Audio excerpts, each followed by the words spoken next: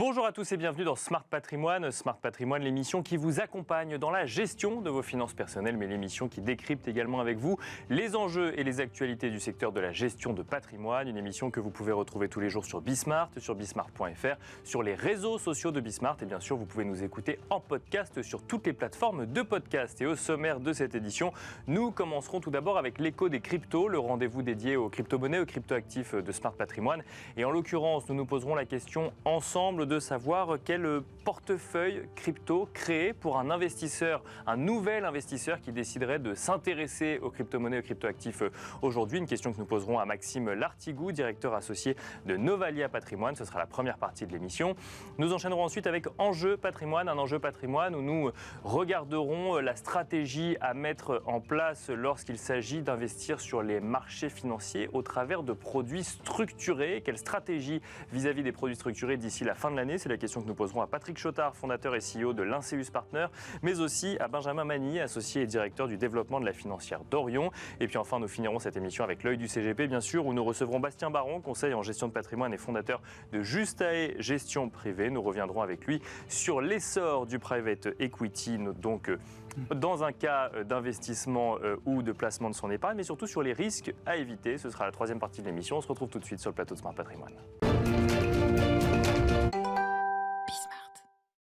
Et c'est parti pour l'écho des cryptos, le rendez-vous dédié aux crypto-monnaies, aux crypto-actifs de Smart Patrimoine. Et en l'occurrence, aujourd'hui, nous allons tenter de comprendre ensemble quelle démarche aborder lorsque l'on est un nouvel investisseur en matière de crypto-monnaies ou crypto-actifs. Quelles sont les questions que l'on doit se poser? Sont-elles les mêmes que celles que l'on se serait posées il y a un an? C'est autant de questions que nous allons traiter aujourd'hui avec Maxime Lartigou. Bonjour Maxime Lartigou. Bonjour Nicolas. Bienvenue sur le plateau Smart Patrimoine. Vous êtes directeur associé chez Novalia Patrimoine. Alors c'est vrai qu'on en parlait un peu avant l'émission, avant la démarche de tout nouvel investisseur, qui n'était peut-être pas forcément la démarche conseillée par les conseils en investissement financier, mais c'était globalement d'essayer de trouver la prochaine pépite qui allait peut-être permettre de faire fortune ou en tout cas de justifier un investissement très risqué en crypto-monnaie. On a vu un certain nombre de scandales ou en tout cas de chutes de cours de Bitcoin, mais d'autres crypto-monnaies également.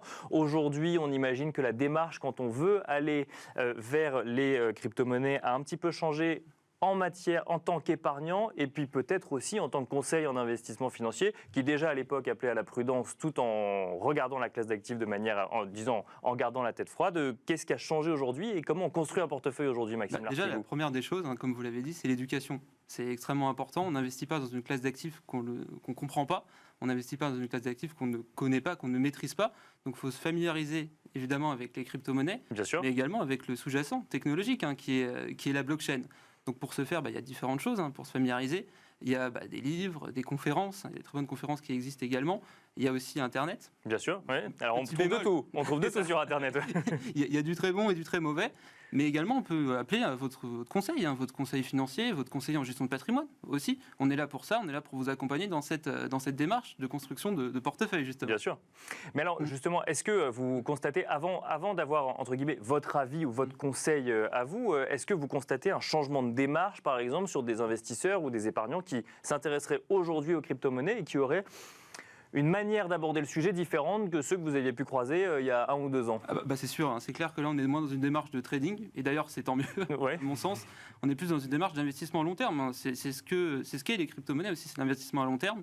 Après, pour la construction d'un portefeuille également, il y a plusieurs volets, à mon sens.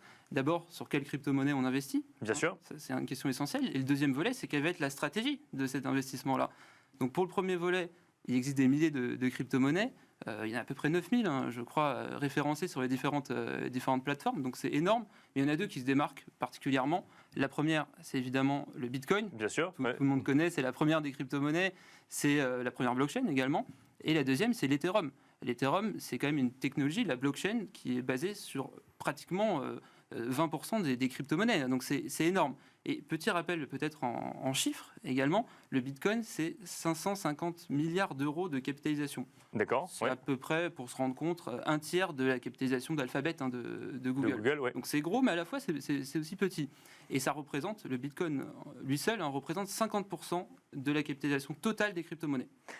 Et donc, quand on se pose la question de savoir sur quelle crypto-monnaie ou crypto-actif aller, on se rend compte que finalement, malgré le fait qu'il y ait environ 9000 crypto-monnaies ou crypto-actifs qui existent, il n'y en a quand même que 2 qui sortent du lot. Le reste, c'est quoi? C'est vraiment de la conviction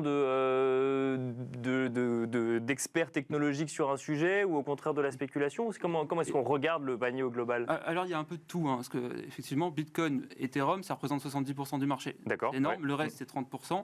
Il y a des petits projets, il y a des blockchains des fois un peu plus conséquentes. Mais si on s'adresse à des néophytes, à des novices, en tout cas au sein du cabinet, on conseille d'investir majoritairement sur du Bitcoin et sur de l'Ethereum. C'est les 2 réputés les plus sûrs. C'est déjà une classe d'actifs qui est extrêmement volatile. Bien sûr. Oui. Effectivement, il y a des crypto-monnaies aussi qui disparaissent. Ça arrive tous les jours. On l'a vu récemment, mais sur les 9000, vous doutez bien que dans un an, je ne sais pas combien vont rester, mais à mon avis, il va y avoir de la perte dessus.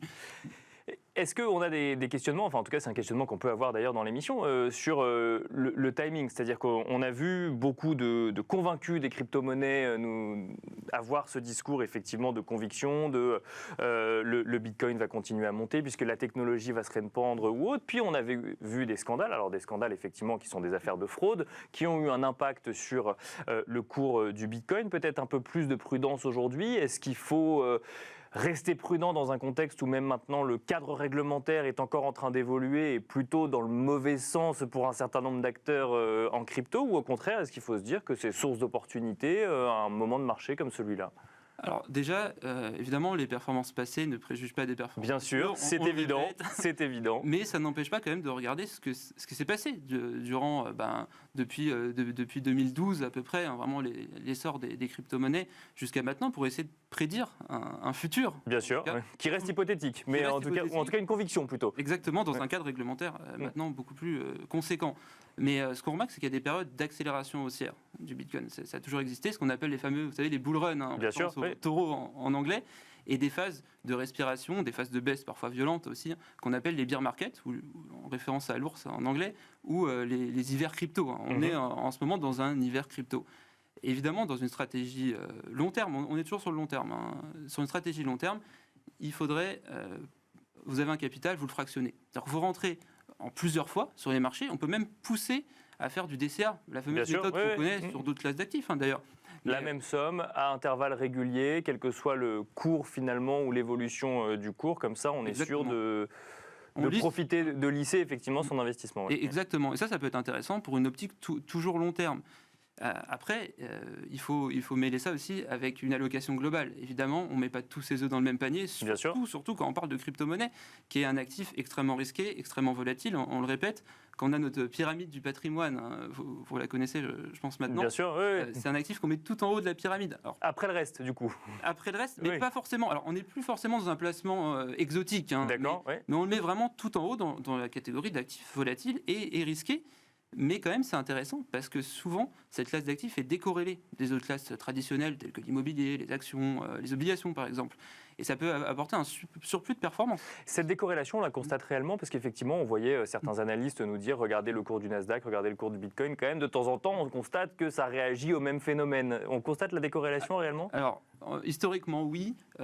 Depuis 3-4 ans, il y a une petite corrélation avec le Nasdaq. Et c'est très intéressant ce que vous dites, justement, parce qu'il faut faire attention à la pondération dans l'allocation globale. Il ne faut pas surpondérer le Nasdaq, comme certains ont l'habitude de le faire aussi, parce que c'est une classe d'actifs qui marche très bien sur longue période, mais extrêmement volatile, avec de la crypto-monnaie. Au sein du cabinet Novaya Patrimoine, on estime qu'il faut mettre entre 1 et 5% à peu près de son allocation globale, en tout cas, sur des crypto-monnaies. D'accord. Vous l'avez compris, majoritairement Bitcoin et Ethereum. Mais on peut monter à 10% si vraiment vous avez une appétence particulière sur le sujet et surtout des connaissances et une éducation sur le sujet. Un mot rapide des NFT qui ont défrayé la chronique pendant une année entière, je pense, en lien notamment aussi avec l'émergence d'un métaverse dont on parle beaucoup moins aujourd'hui. Est-ce que ça, c'est des questionnements qui existent toujours chez des nouveaux investisseurs qui voudraient s'exposer aux crypto-monnaies, aux crypto-actifs? Alors, chez des nouveaux investisseurs, oui, chez des clients aussi, forcément. Bien sûr, oui. Quand des actifs ont tendance à monter de façon très spectaculaire, on a envie de mettre une petite pièce dedans, c'est évident. Les NFT, pour le rappel, c'est des actifs, des jetons non fongibles, Bien sûr, des actifs uniques, extrêmement volatiles, C'est sûr que pour un néophyte, il faut pas du tout regarder cette classe d'actifs. D'accord, oui, c'est ça. C'est très risqué. Bon, en tout cas, très. Oui. Et il faut reconnaître qu'il y a beaucoup d'arnaques aussi. D'accord, oui. Il y en a eu beaucoup par le passé. Merci beaucoup, Maxime Lartigout, d'être venu décrypter sur le plateau de Smart Patrimoine la manière dont on peut se constituer un portefeuille crypto. Donc, on rappelle entre 1 et 5% de son patrimoine global, ou en tout cas, c'est comme la façon dont vous fonctionnez chez Novalia Patrimoine. Merci beaucoup. Je rappelle que vous êtes directeur associé de Novalia Patrimoine. Merci. Et quant à nous, on se retrouve tout de suite dans Enjeu Patrimoine. Et nous enchaînons à présent avec Enjeu Patrimoine. Nous allons tenter de comprendre ensemble quelle approche avoir sur les produits structurés d'ici la fin de l'année. Alors la question est large puisqu'il existe évidemment de nombreux produits structurés, mais l'on voit la classe d'actifs revenir régulièrement dans les discours des conseillers en gestion de patrimoine, notamment en lien avec le fait que certains produits structurés proposent un capital garanti. Tous ne le proposent pas, mais en tout cas, cela remet les produits structurés sur le devant de la scène. Quelle approche donc avoir vis-à-vis de cette classe d'actifs ? Une question que nous allons poser à nos deux invités. Benjamin Mani, tout d'abord. Bonjour Benjamin Mani. Bonjour. Bienvenue sur le plateau de Smart Patrimoine. Vous êtes associé et directeur du développement de la financière d'Orion. Nous avons le plaisir d'accueillir également Patrick Chottard. Bonjour Patrick Chottard. Bonjour. Bienvenue sur le plateau de Smart Patrimoine. Vous êtes fondateur et CEO de l'Inceus Partner. Alors je rappelle un petit peu vos rôles, effectivement, pour ceux pour qui ce ne serait pas tout à fait clair, ce marché des produits structurés. Patrick Chottard, vous créez des produits structurés. Vous allez donc partager avec nous votre expertise marché qui vous conduit à créer des produits structurés, tandis que Benjamin Mani, vous les achetez, puis ensuite vous les mettez à disposition de conseils en investissement financier ou de conseils en gestion de patrimoine. Donc vous allez plutôt nous faire part de vos convictions finalement en matière de produits structurés et convictions de marché. On va commencer avec vous, Patrick Chottard. Nous sommes en octobre 2023. On a vécu, on espère en tout cas un certain nombre d'investisseurs experts, la majorité des hausses de taux que pouvait réaliser la BCE ou la Fed. On est dans un environnement donc de taux élevés, notamment donc de rendements obligataires plus élevés, de questionnements sur les marchés actions qui continuent parfois quand même de progresser avec des phases plus ou moins importantes de progression. On l'a vu avant l'été. Qu'est-ce que ce contexte nous dit en matière d'investissement en produits structurés, Patrick Chottard ? Donc effectivement, vous l'avez rappelé, la hausse de taux, c'est ces derniers mois l'élément structurant des marchés financiers. Les hausses de taux, on en a connu par le passé, mais là, en fait, c'est la rapidité auquel les taux ont progressé qui a surpris un peu tout le monde. Donc effectivement, on est dans l'attente des prochaines décisions des banques centrales, une pause, une continuation. Néanmoins, ce qu'a amené cette hausse de taux, c'est des possibilités en termes d'investissement qui n'existaient plus ces dernières années, notamment sur la classe d'actifs des produits structurés, des produits à capital garanti. Bien sûr. Et effectivement, le fait de ne pas pouvoir perdre de l'argent, évidemment, sauf défaut de l'émetteur. Rappelons qu'il y a quand même ce risque-là, effectivement. Effectivement, il faut toujours rappeler bien les risques que comprennent ces produits, car ils ont aussi de nombreux avantages. Et donc, il faut faire une présentation équilibrée. Donc, dès lors, on retrouve un engouement sur des produits qui vont avoir le capital qui est protégé, mais aussi un rendement qui peut être garanti.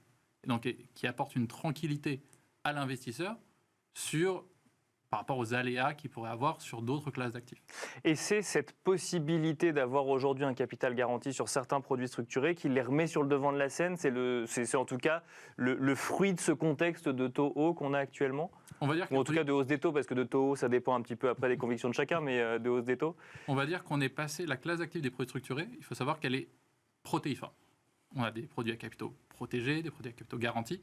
Pendant 10 ans, on n'a quasiment plus vu de capitaux garantis. On voyait des produits sur actions avec un risque de perte en capital.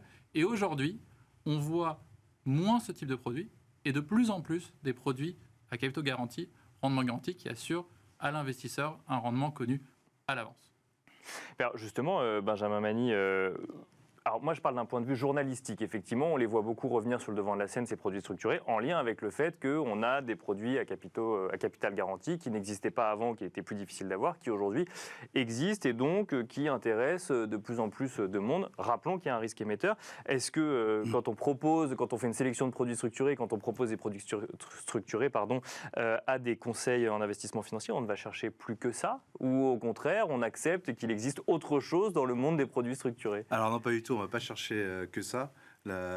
L'intérêt de la classe d'actifs produits structurés, c'est que c'est juste un terme générique qui associe de l'obligataire, des obligations et des options. Bien sûr. Ouais. Et à partir de là, on crée une formule avec une adéquation risque-rendement totalement sur mesure. La beauté de la hausse des taux d'intérêt pour les produits structurés, c'est que ça permet de revenir sur des SRI 1, 2, 3 qu'on n'avait plus parce qu'on ne pouvait plus garantir le capital compte tenu des taux, donc on ne pouvait plus s'adosser à une obligation zéro coupon qui était suffisante pour garantir le capital à maturité. Bien sûr, oui. Et que là, aujourd'hui, on arrive à balayer l'ensemble du couple rendement-risque de 1 à 7. Donc en fait, on peut aller chercher des clients qui étaient très risque adverses, qui voulaient absolument avoir un capital garanti, très protégé. Et ça, en fait, c'est des gens qu'on peut aller chercher maintenant avec cette solution. C'était plus possible depuis. Donc ça a permis de l'ouvrir encore plus, Exactement. finalement, d'élargir le champ des personnes qui pourraient être intéressées par des produits comme celui-là, avec évidemment une nécessité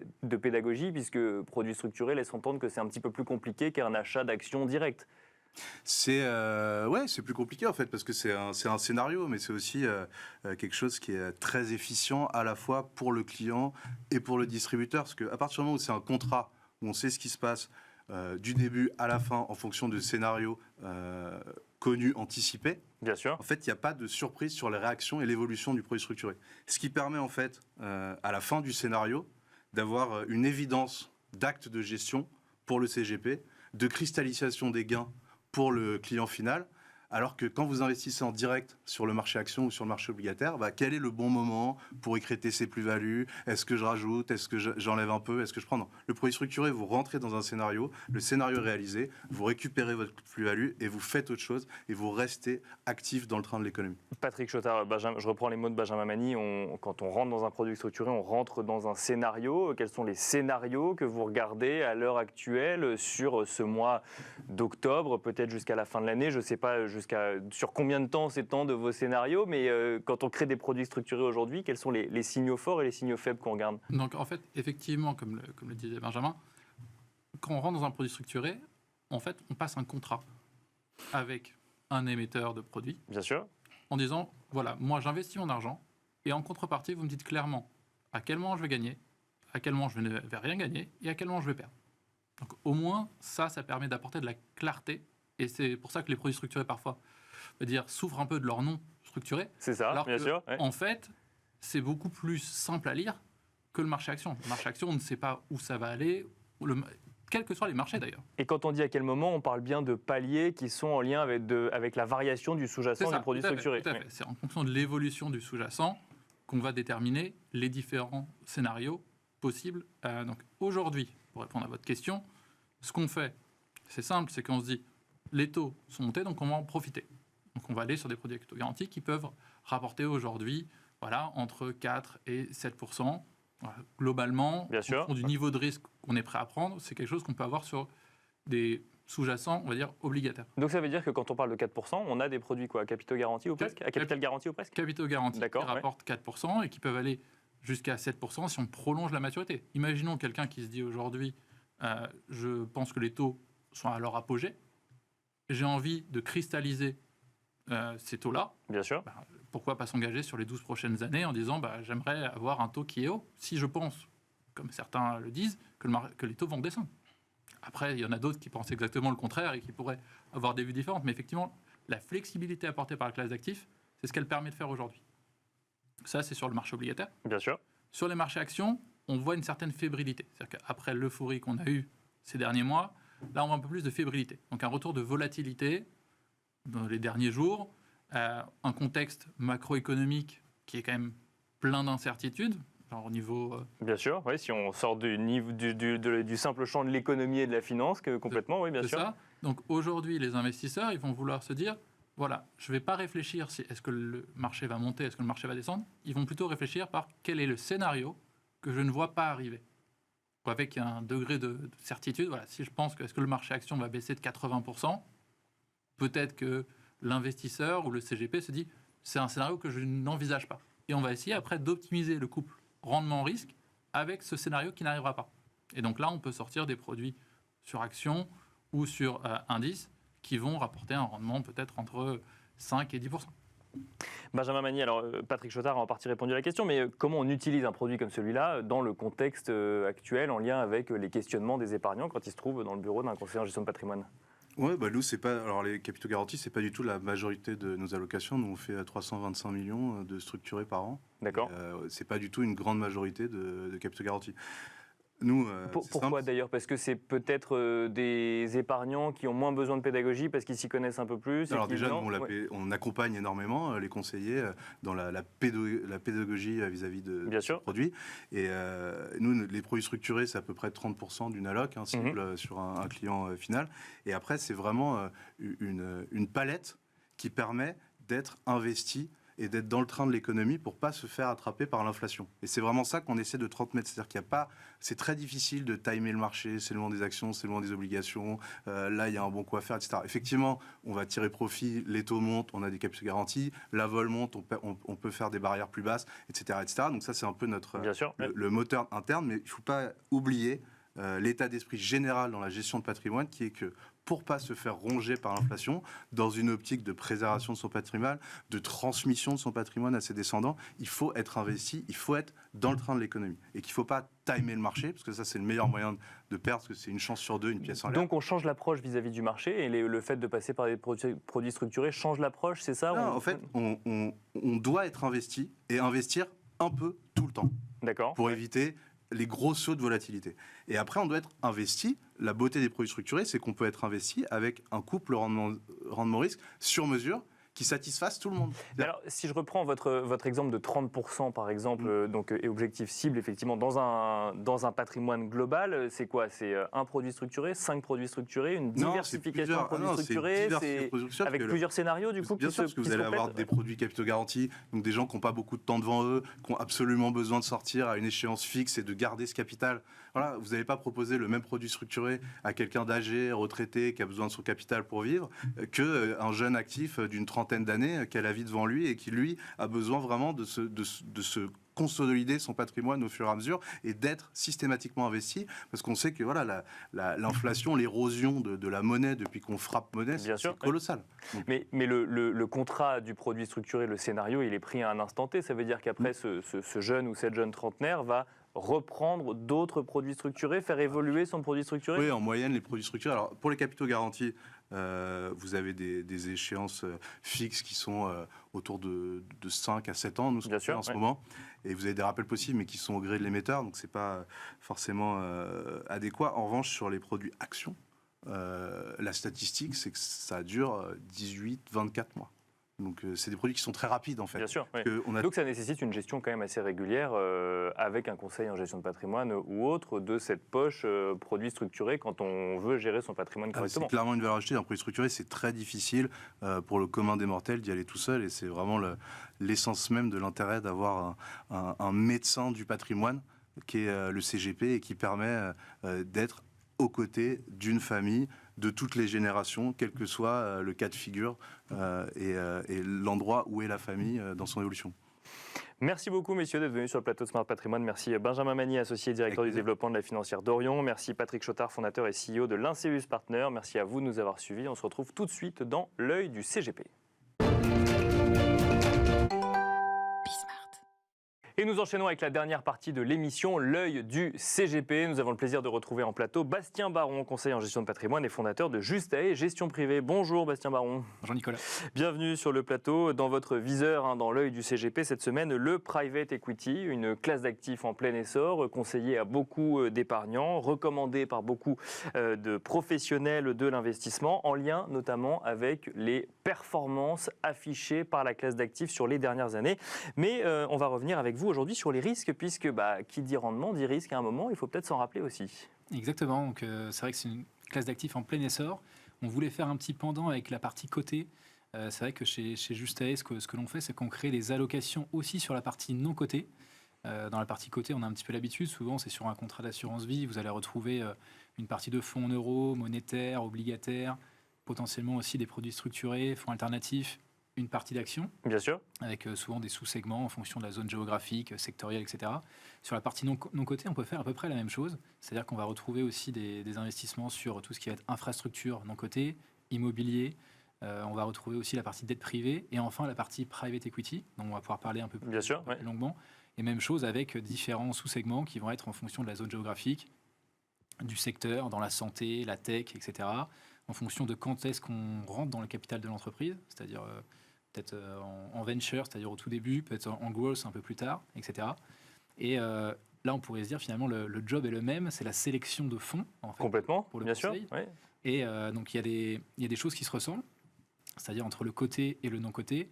C'est-à-dire, est-ce que l'équipe de gestion est là depuis un certain temps? Quelle confiance on a dans la personne qui va sélectionner les entreprises, par exemple, oui. Par exemple, Ouais. en grande partie, c'est ça. Donc, c'est la stabilité de l'équipe. Est-ce qu'il y a une dispersion dans les performances passées? On en D'accord, parlait. ouais. Est-ce qu'il n'y a pas une société qui a fait 90% de la perf et finalement, l'équipe de gestion s'est un petit peu plantée sur tout le reste? Donc ça, on regarde, c'est pareil sur la partie côté. Et ça, on peut le voir en tant que conseiller en gestion de patrimoine? Oui, tout à fait. Ouais. Ouais. On peut On a regarder. accès à ces informations quand on voit l'historique du fonds, complètement. Exactement. En fait, après, on peut demander à rentrer dans une data room aussi sur les nouveaux fonds qui se créent. Ouais. D'accord. Et donc voilà, en fait, on signe un NDA pour pouvoir accéder à tout ça et on n'a pas le droit, évidemment, après de...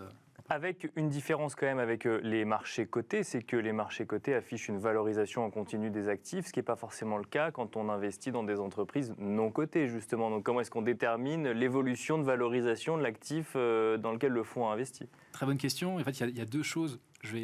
On va schématiser, mais il y a deux choses qui vont valoriser l'actif. Il y a d'une part, souvent, on parle de l'EBITDA. Donc l'EBITDA, en fait, c'est quoi? C'est le bénéfice d'une société avant de retrancher, en fait, les intérêts, l'impôt sur les sociétés et toutes les écritures comptables comme les provisions, les dotations aux amortissements, etc. D'accord, Ça, ouais. voilà, Ça, on peut le regarder année après année, Exactement. effectivement. Ouais. Et ensuite, il y a un multiple. C'est-à-dire que sur un secteur donné, normalement, une société va se revendre ou se valoriser, par exemple, on va dire 7 ou 8 fois l'EBITDA. D'accord. Et ça, chaque secteur a son multiple. Et donc ça, c'est d'ailleurs un argument de ceux qui sont convaincus par la classe d'actifs, donc capital investissement, c'est dire au moins, il n'y a que ça qui fait bouger la valeur de l'entreprise et pas d'éventuelles convictions d'investisseurs. Est-ce que ça en fait une classe d'actifs plus fiable pour un nouvel investisseur aujourd'hui en 2023 ? En fait, pas forcément, parce qu'il faut regarder un petit peu ce qui s'est passé sur les 10-15 dernières années, où c'est vrai qu'on voit qu'il y a eu des performances remarquables en fait, qui ont été réalisées. Donc il y a un ranking qui existe pour classer un petit peu les fonds. Souvent, on parle du premier quartile, donc Bien c'est sûr, 25% les meilleurs, on va dire, de la catégorie. Mais ce qui se passe, c'est que comment a été réalisée la valorisation? Je schématise. Si l'équipe de gestion est rentrée quand il y avait un EBITDA de 100, et quand elle ressort quelques années après sur un EBITDA qui vaut 200, c'est-à-dire la croissance organique, elle a aidé l'entreprise à se développer, et finalement, elle a fait x2, on va dire, sur la valorisation. Très bien. Si par contre, de l'autre côté, il y a une même équipe de gestion qui a acheté une société avec un EBITDA de 100, le multiple à l'époque était de 8, par exemple, mais que quelques années après, parce que l'argent coûte moins cher, parce que il y a une consolidation du marché, le multiple passe à 16, finalement, elle aura fait x2 aussi. Mais sur la même valorisation. Voilà. D'accord. Oui. Elle aura fait x2 aussi. Alors que finalement, en fait, l'EBITDA n'aura pas bougé, donc il n'y aura pas eu de croissance organique. Et après, c'est un choix à faire. Est-ce que vous préférez investir sur une société qui a bénéficié, qui a développé l'entreprise en l'accompagnant, en développant son chiffre d'affaires, ses bénéfices, etc. Ou une société qui a pu bénéficier d'un événement de marché, notamment, on l'a vu, la baisse des taux, etc. Bien sûr, on s'est dit finalement, je suis prêt à payer plus cher une entreprise parce que ça me coûte moins cher de l'acheter en dette. Bien sûr. Donc tout ça, en fait... Donc, à garder en tête notamment l'exemple que vous venez de donner dans un contexte de hausse des taux pour le coup et non plus de baisse des taux, à voir effectivement si les prochaines années se comporteront exactement de la même manière avec peut-être autant de facilité sur la classe d'actifs. Toujours est-il que pour conclure cette interview, Bastien Marron, on peut se dire que n'investissez que dans ce que vous comprenez, mine de rien. C'est ce qu'il faut comprendre finalement. Je pense qu'il faut être surtout bien accompagné pour comprendre effectivement dans quoi on investit et aussi anticiper ce qui pourrait se passer dans le futur. Donc c'est ça qui est important. Merci beaucoup Bastien Marron, conseiller en gestion de patrimoine et fondateur de Justae Gestion Privée. Merci. Et quant à nous, on se retrouve tout de suite sur Bismart.